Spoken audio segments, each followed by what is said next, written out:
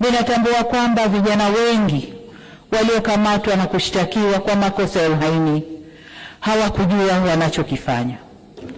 Nikiwa mama na mlezi wa taifa hili, ninavyoelekeza vyombo vya sheria na hasa ofisi ya mkurugenzi wa mashtaka kuangalia kiwango cha makosa yaliyofanywa na vijana wetu.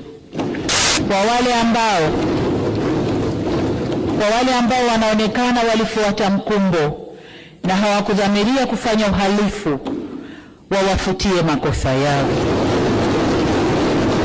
Waheshimiwa wabunge, ukiangalia klipu zile za maandamano, unaona kabisa kuna vijana ambao waliingia kwa kufuata mkumbo, wanaimba kwa kufuata ushabiki, hawakuwa wanajua wanalolifanya.